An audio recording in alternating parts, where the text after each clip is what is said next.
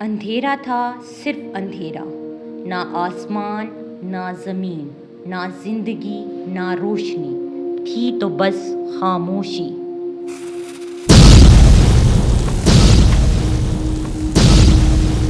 پھر ایک دھماکہ ہوا جو ہر طرف پھیل گیا، ایک نقطہ جس میں پوری کائنات بند تھی پھٹ گیا، اور اس سے سب کچھ بنا، سورج، ستارے، وقت، جگہ اور انسان۔ سائنس کہتی ہے یہ تھا بگ بینگ، یہ 1929 میں دریافت ہوا، لیکن کوئی ایسا بھی تھا جو اس راز کو ہزاروں سال پہلے جانتا تھا۔ آئیے اس سفر کا آغاز کرتے ہیں جہاں سائنس اور قرآن آمنے سامنے ہیں۔ امریکہ میں آنکھ کھولنے والا بچہ ایڈون ہبل بچپن سے ہی ستاروں کا دیوانہ تھا۔ بچے کرکٹ کھیل رہے ہوتے اور یہ بیٹا ستاروں کو اپنی ڈائری میں بنا رہا ہوتا۔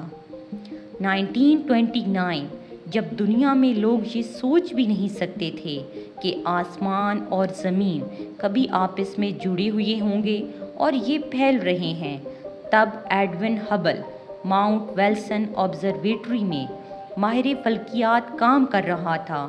اس نے ایک طاقتور ٹیلی اسکوپ سے دیکھا کہ گلیکسیز، جو اربوں خربوں ستاروں کا گروپ ہوتا ہے، ایک دوسرے سے دور جا رہے ہیں۔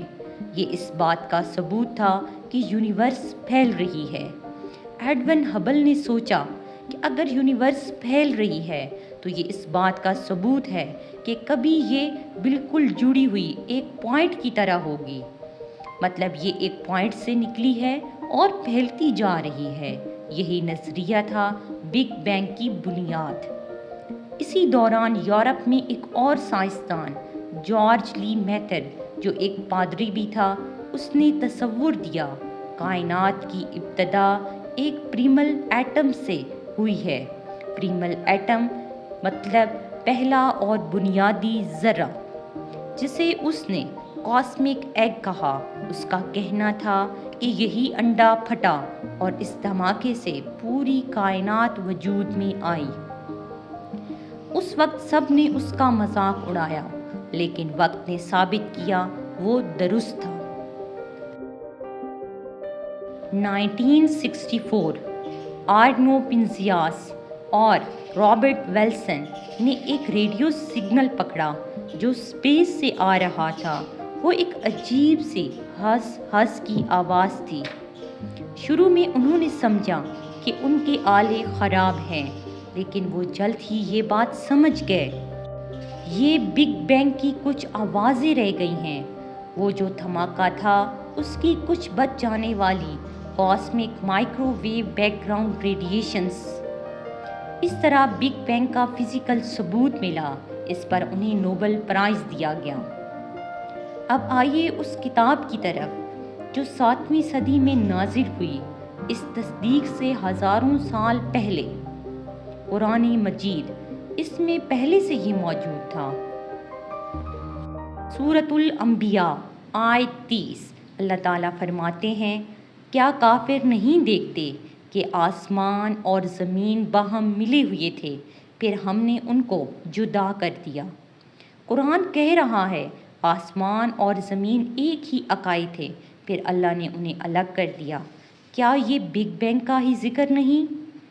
سورۃ الذاریات آیت 47، اور ہم نے آسمان کو اپنی قوت سے بنایا اور ہم اسے وسعت دے رہے ہیں، یعنی ایکسپینڈنگ یونیورس کا تصور بھی قرآن میں ہے۔ یہی بات سائنس 20ویں صدی میں سمجھی، وہی قرآن 7ویں صدی میں کہہ رہا ہے۔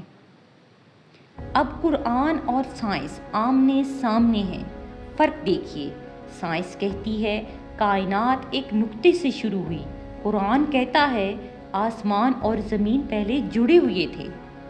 سائنس کہتی ہے کائنات پھیل رہی ہے، قرآن کہتا ہے ہم اسے وسعت دے رہے ہیں۔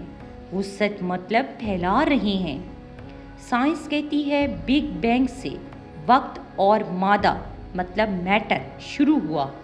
قرآن بھی کہتا ہے سب کچھ اللہ نے آغاز میں ہی پیدا کیا۔ اب سوچنے کی بات ہے، ایک انسان 1400 سال پہلے بغیر کسی ٹیلیسکوپ، بغیر کسی لیب، یہ سب کچھ خود سے کیسے کہہ سکتا ہے؟ یا یہ اس ذات کا کلام ہے جو ہر چیز کی خالق ہے؟ آپ کی اس بارے میں کیا رائے ہے؟ ضرور بتائیے گا۔ اگر آپ کو سائنس اور قرآن سیریز کا سفر پسند آیا تو ضرور شیئر کریں اور چینل کو سبسکرائب کریں، کیونکہ ہم آپ کے لیے لے کر آئیں گے اور بھی ایسے راز جہاں ایمان اور علم آپس میں ٹکراتے نہیں بلکہ جڑتے ہیں۔ اللہ حافظ، ملتے ہیں ایک نئے علم کے سفر میں۔